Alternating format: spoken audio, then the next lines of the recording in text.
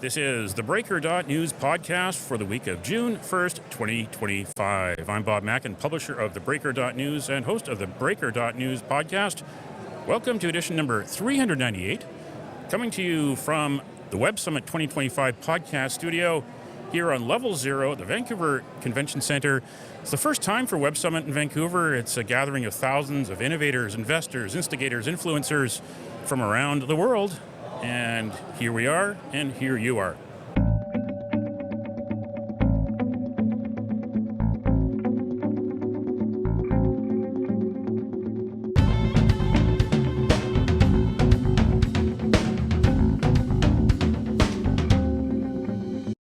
The Breaker is your source for news, opinion, and analysis about British Columbia issues, institutions, and influencers. And later I'll tell you how you can support The Breaker. On this edition, we've got the usual headlines from the Pacific Rim and the Pacific Northwest. I award a virtual Nanaimo bar to a difference maker. And of course, the big deal feature is all about what I saw this week at Web Summit 2025 in Vancouver.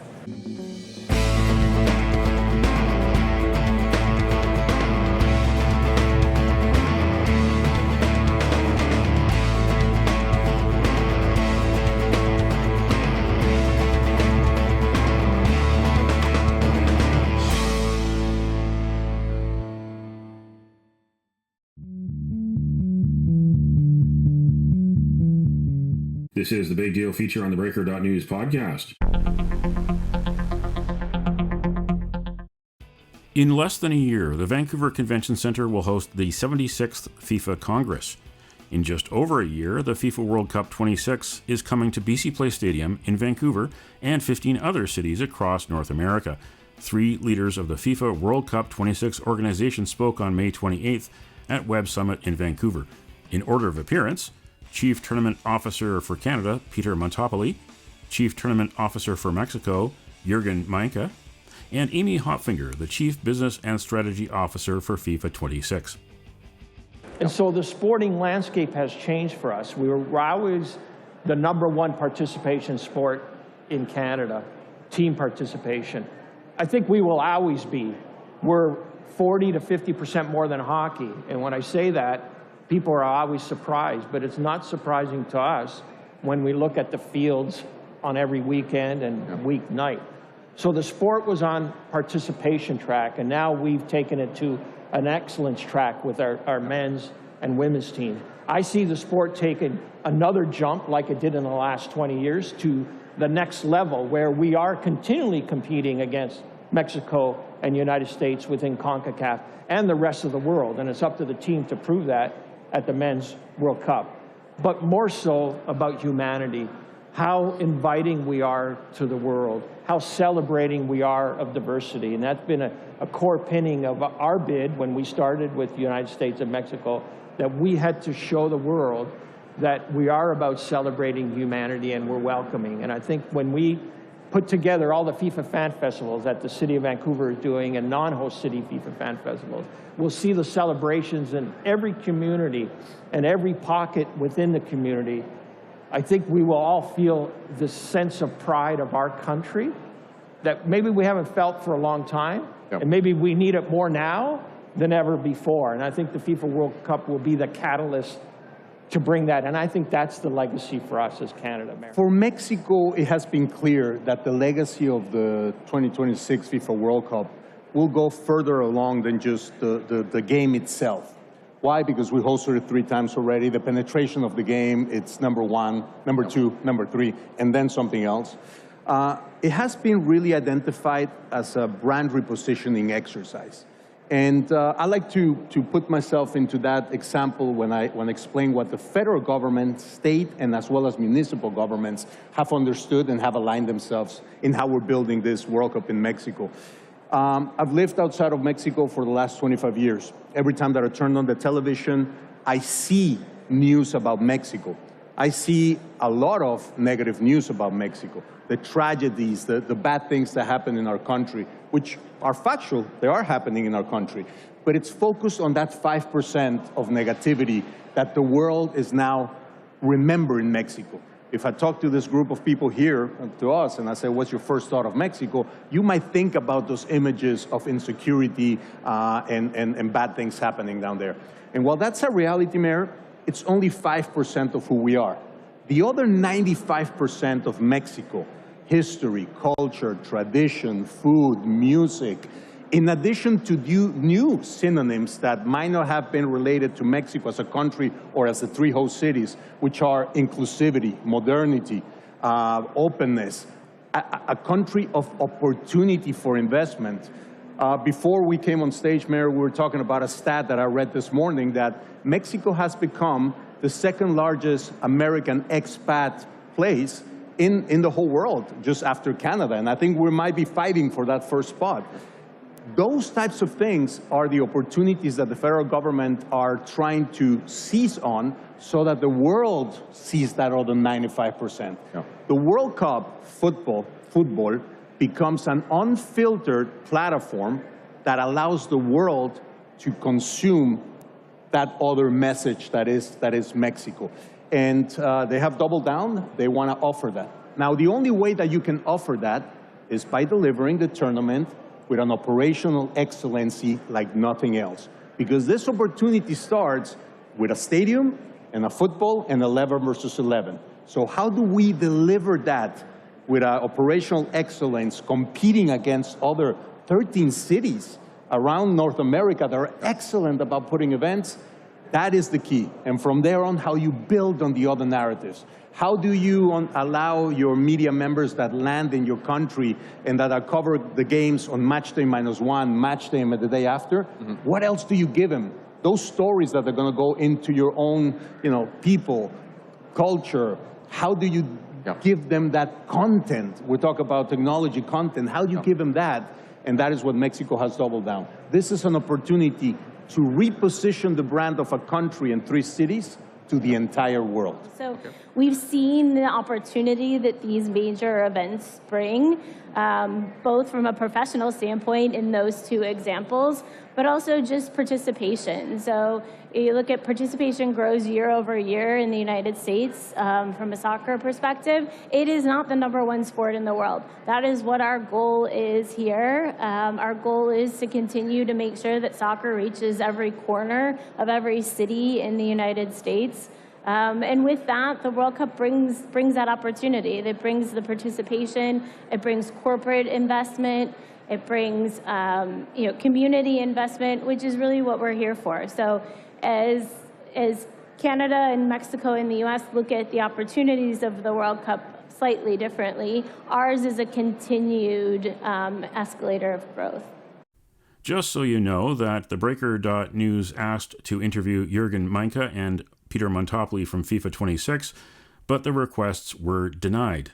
TheBreaker.news will keep trying to get you the answers about the costs, the benefits, and the impacts of the biggest tournament in sports history coming next year to the United States, Canada, and Mexico. Media executives appeared on the Web Summit Center stage in Vancouver on May 28th to discuss tech and readership trends in the beleaguered business. Zachary Karabell of the Progress Network moderated a discussion on trends in the news business.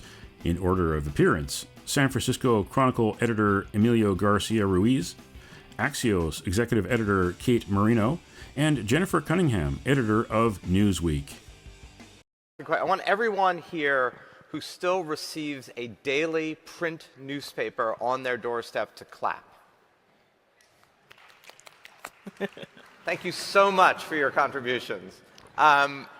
You run a daily newspaper, which also, of course, is a web product. How do you think about that? Is there still going to be an actual newspaper in 10 years? How do you balance them out? How do you deal with the fact that 17 people clapped? So when Jeff Bezos bought the Post, where I was working at the time, on his first day, everybody wanted to ask him that question. Jeff, how long do you think print is going to be around? And this was now 11 years ago, 10 years ago, he bought the Post. He told this little story that has turned out to be 100% true, which is print is like horses, to which we all said, what? Print is like horses. There was a time when everybody rode horses to get to work, when the horse brought the ice, when horse and carriage was the main form of transportation in the country, and that's no longer the case. But people still ride horses. And so that's what print is going to be. For a select group of people, the people who clapped back there, print will be a expensive option that will go on as long as that audience exists. And horses have been continued to be ridden for hundreds of years after they were no longer the primary form of transportation. But it's a very small part of what you do at a regional publisher now. 95% of the time is digital. You're focused on the news of the moment. You're focused on doing really great enterprise and investigative and accountability work of your local government. And you're focused on the big thing in journalism now, which is utility. How do you make people's lives easier? I don't know how many of you live in the Bay Area, but life in the Bay Area is a series of complex regulations. Basically, you need permission to mow your lawn. And so we do a lot of work in the utility space, and we find that those three areas help us attract a lot of digital subscribers. We're now north of about 150,000 digital subscribers, which makes us one of the most successful regional papers actually in the world right now. So Kate, Axios comes along in the past decade plus. It's like this revolutionary form. You're gonna do like very short little things, and deep is gonna be 2 minutes longer than the 1 minute that you take on the Axios thing. And now it's this entrenched model, and it's established, and you're like the old new media. You're like you won the last battle. So, like, what do you do now that model is entrenched, but then there's all these other new, quirky startups, plus you've got legacy media seemingly, frustratingly refusing to die. So, like, what do you do about that competitively? Yes, you are correct. We are entrenched certainly in the sense that a lot of people have done variations of copying our writing style, which is called smart brevity, and it includes some bullet points and some catchy phrases like why it matters. But you see those a lot now. I think for us, what it comes down to when we think about our audience, like Jennifer said, trust. I mean, trust is kind of the buzzword in our industry right now. Like, do we have it? Did we lose it? How do we get it back? Like, is it irreparably gone? But trust, engagement, and AI proofing are kind of what we're obsessed with. And one of the ways that we still try to maintain and build trust is sort of an old school way that we first launched with, which is that we deliver a lot of our journalism via newsletters. So you have newsletter writers who have kind of a daily relationship with their readers, and it doesn't need to be the most gigantic audience in the world. If it's an audience that you build trust with, you have a daily relationship with, that is good for the readers, and it's good for the business, in terms of if we're thinking about the business side of it and advertisers and who they want to reach and how, that's very good. And then why would they be even having this daily conversation with any of our reporters? We're very focused on the AI proofing concept, which is let us give you something you cannot get from an AI. So the commodity news, the breaking stuff that everyone's going to have, I mean, somebody can do that and maybe is making money off of it, or we'll figure out how to do it, but that's not our focus. We are very obsessed with giving you the original reporting, the scoops, the analysis, the different way of thinking about something, the kind of conversation driver of the day, and that's the way we think about AI proofing. So I hope that answered the question, but those are a few ways that we think of trying to push our audience relationship forward. So that's a perfect segue into the AI portion of the conversation. I want to direct this one toward Emilio because it kind of reflects some of what he's in.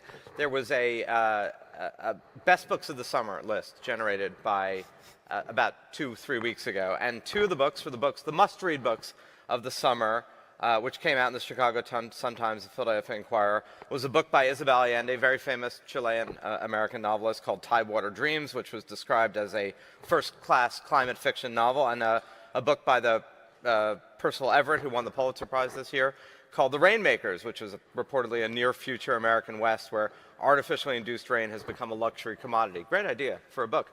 Problem is, neither of these books exist. And the list included half of the books on the list don't exist because it was an AI-generated list. So, like, what do you do about, first of all, I mean, you can answer this and you can answer this about the AI proofing, because this was also done by a human with AI rather than done by AI. So, like, what's going on here, man? I mean, I want to read those books, but apparently that can't happen. Yes, that's obviously a terrible mistake where AI went awry, and the person using the AI, we're owned by Hearst. Hearst has a subsidiary, King Features. It was their publication, and we've accepted full blame for that. I will say, though, that if you're as old as I am and you've been around digital as long as I have, you know that every digital advancement comes with setbacks. And it is really important that every company here keep like a certain amount of money in the piggy bank to use when the new technology goes bad, and you deal with it and you admit it and you face it and you move forward. I think the danger for our industry is actually what we've done before, which we've always been afraid of new technologies. We were terrified of Snapchat. Oh my God, TikTok. The Chinese are going to steal all our data. Facebook is going to be...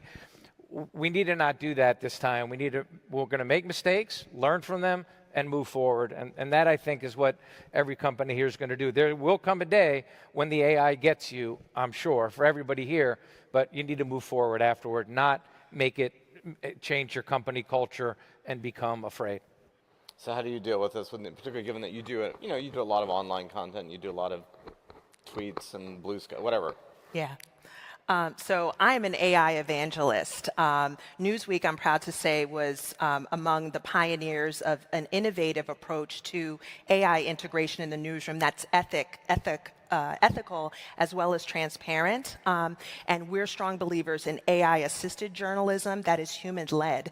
So I'm going to say that again, AI-assisted but human-led journalism. So if something goes wrong, if we have to, if the AI has hallucinated or there's some sort of error, that's not the AI's fault, that's our fault. And we need to be, we're proactively checking and making sure that whatever content is being published has been checked by at least 3 humans, so that we are very much taking accountability around our use of AI and also doing it in a transparent way.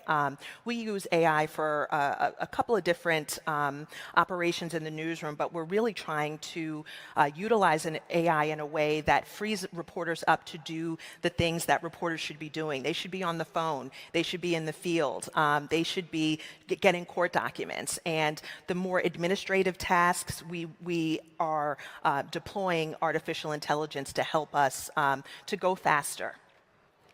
And so you mentioned like an AI, scrub, or sort of making sure, like, how does that work for what you're doing at Axios? We're very obsessed with experimenting with AI. A lot of it is kind of not reader-facing. It's a lot of workflow processes and research and cleaning data and stuff like that.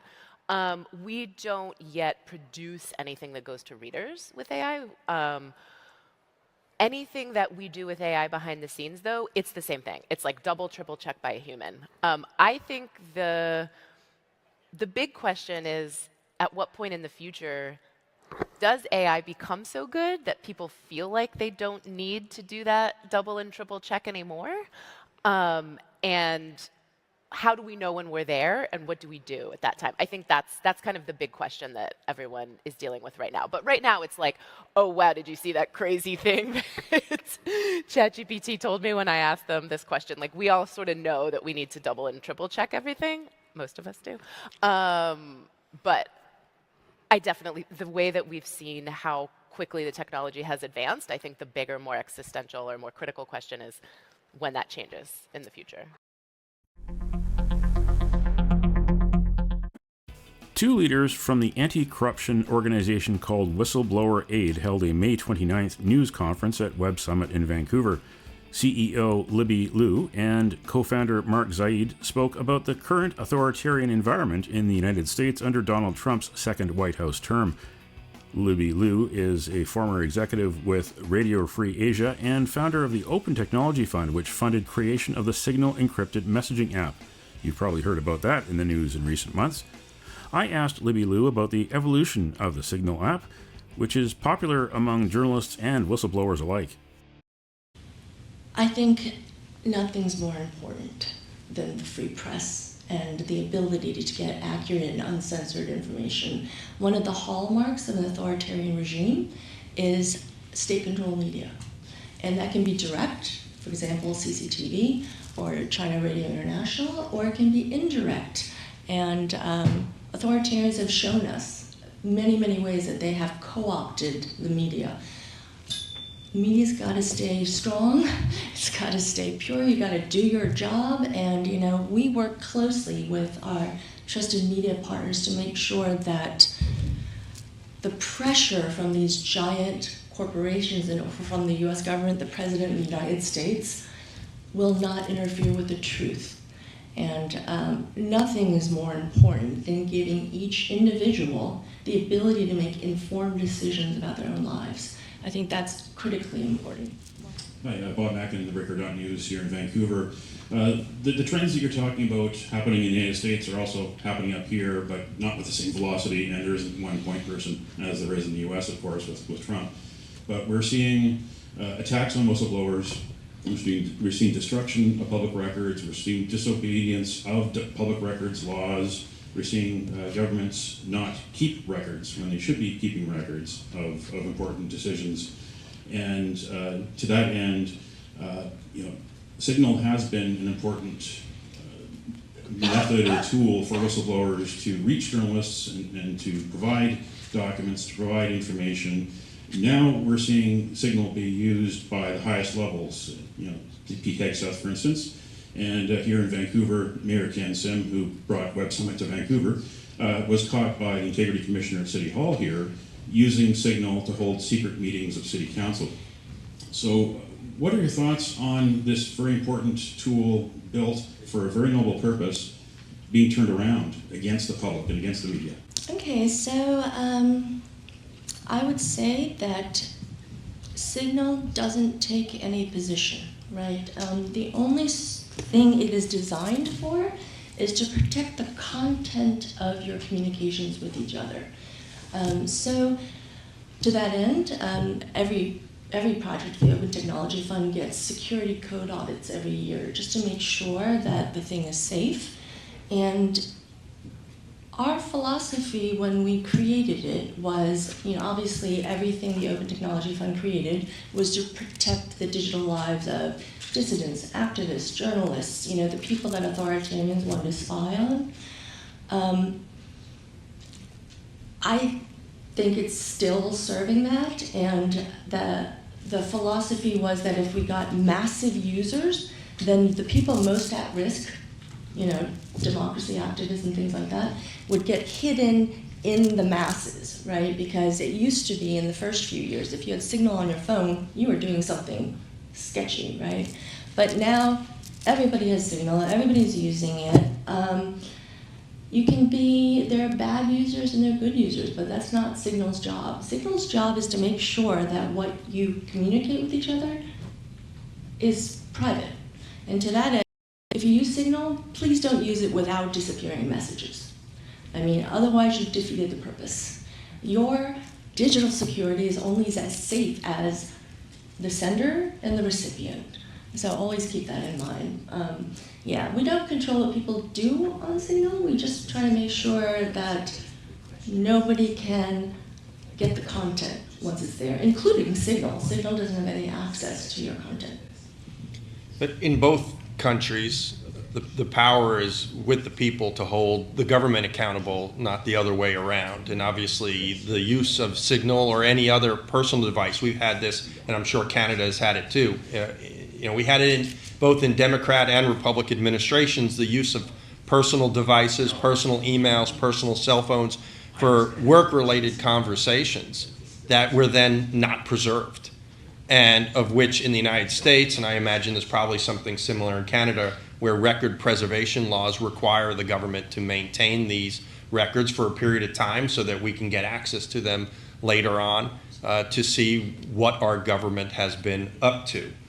So that continues to be a real problem. One thing that we'd love to do at Whistleblower Aid at some point as we grow is to branch out into other countries to do the same type of work, because what we do is needed in every country around the world. It's not anything unique, of course, to the United States. I guess I'll end and say I'm behind the times in programs that I watch, but I'm watching Handmaid's Tale now, which is probably not a very positive thing to watch at the time if you know the story, because it feels a little bit too real.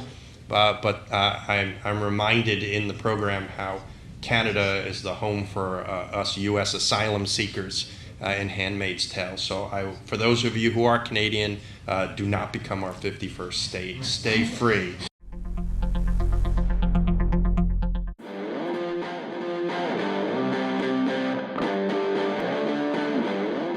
Now it's time on the Breaker.news podcast for Around the Rim. We look at news headlines around the Pacific Rim. And it's time for Around the Rim on the Breaker.news podcast. I'll take you around the Pacific Rim for some of the hot news headlines that I found this week around the Pacific Rim. First, in focus, Taiwan.tw. COVID-19 cases have doubled in Taiwan, marking a 7th weekly surge, according to the Taiwanese Center for Disease Control. Yes, COVID-19 is still with us. Over 40,000 people sought medical treatment for COVID-19 in Taiwan from May 18th to 24th. That was more than double the previous week. The Taiwan Food and Drug Administration said local manufacturers have reported production of rapid test kits is expected to reach 460,000 kits this week and 620,000 kits next week. The Epidemic Intelligence Center blames the spread of the new variant, which is called NB.1.8.1. That's NB.1.8.1 if you're keeping score at home, and hopefully this does not become a household word in North America. In ABC News Australia, whistleblower protections have failed superhero Richard Boyle. Calls are growing for urgent reforms. More than 8 years after the former Australian Taxation Office debt collector internally spoke out about heavy-handed debt recovery practices, Boyle has stopped fighting for justice. Boyle pleaded guilty to 4 charges for disclosing protected information, making a record of protected information, using a listening device to record private conversations, and recording another person's tax file number. The 49-year-old struck a plea bargain to avoid jail. The case has reignited calls in Australia for better whistleblower protection. In Kyoto news, Japan okays a reserve fund used to curb energy bills amid inflation. The Japanese government decided May 27th to allocate the equivalent of $2.7 billion from reserve funds for the current fiscal year to subsidize the energy bills of households and businesses during the summer. The relief measures were unveiled last month to counter the impact of hefty U.S. tariffs, including a 25% levy on Japanese cars. Critics claim the measures are aimed at building support for the government ahead of elections this summer. That's Around the Rim on this edition of the Breaker.news podcast.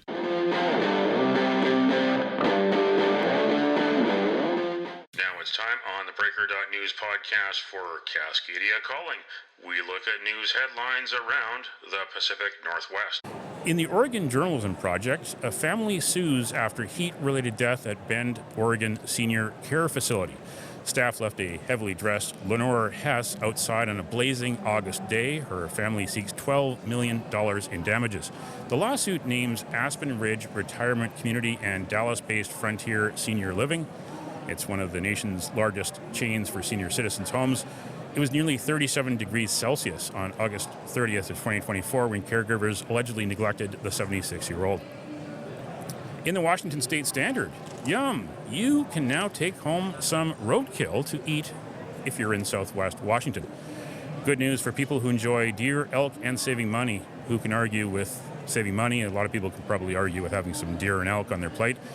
The Washington Department of Fish and Wildlife will allow people to take home and eat deer that is killed in motor vehicle crashes in 3 counties. That's Clark County, Cowlitz, and Wahkiakum counties. And check out theBreaker.news and bobmackin.substack.com for the stories behind these headlines. Judge who will decide fate of Surrey Guildford election result wants to start hearing as soon as mid-June. And FIFA executives speak at Web Summit 2025 in Vancouver before the 1-year countdown to the 2026 World Cup. Of course, that's coming to Vancouver and Toronto and Seattle and 13 other cities in Canada, U.S., and Mexico in June and July of next year. And actually, the Vancouver Convention Centre will be hosting the FIFA Congress at the end of April in 2026. So in one way or another, the World Cup really starts sooner here in Vancouver. And of course, we've been covering a lot of the build-up towards the World Cup on the Breaker.news podcast and theBreaker.news and bobmackin.substack.com, and we'll continue to do so. That's Cascadia calling on this edition of the Breaker.news podcast. Don't matter what color you are, 'cause love will conquer hate, so you won't stand alone, you won't stand alone. The virtual Nanaimo Bar. Now it's time for the virtual Nanaimo Bar on the Breaker.news podcast. Every week we end the podcast on a tasty note by awarding the goodness of a virtual Nanaimo Bar to people making a difference. A virtual version of the province's favorite dessert bar goes this week to the people that keep campsites clean and safe and natural here in British Columbia. June is RVing and camping month here in British Columbia. And did you know that camping and RVing contributed directly $1.7 billion with a B, $1.7 billion to the British Columbia economy? And you can nominate someone for a virtual Nanaimo Bar. Just email me, bob@theBreaker.news. So that's it for the Breaker.news podcast for the 1st of June in 2025. I'm Bob Mackin. Thanks for joining me. Did you know that on the 1st of June in 1980, cable news network went on the air, better known as CNN? It was inspired in part by BCTV in Burnaby, British Columbia. Bet you don't know, the first CNN newscast was anchored by a husband and wife duo, David Walker and Lois Hart. So now you know. Send me your feedback. Send me your story ideas to bob@theBreaker.news. You can find us at theBreaker.ca. And introducing bobmackin.substack.com. Visit me there too. And that's where you can sign up for the free email newsletter. You can get updates to your inbox, or you can also follow The Breaker News for news as it happens on X, formerly Twitter. And you can support The Breaker for as little as $7 a month. For more information, go to bobmackin.substack.com. And as a special bonus for subscribers, you get the podcasts ahead of everyone else. So thanks very much, and thanks from the Web Summit 2025 here at the Vancouver Convention Centre, and thanks to the people behind the controls here at the Vancouver Convention Centre. So I got Noah and Vivian. So thank you to Noah and Vivian for helping record this for posterity, for helping me get this to you. And thanks to the people here at Web Summit in Vancouver. Until next week.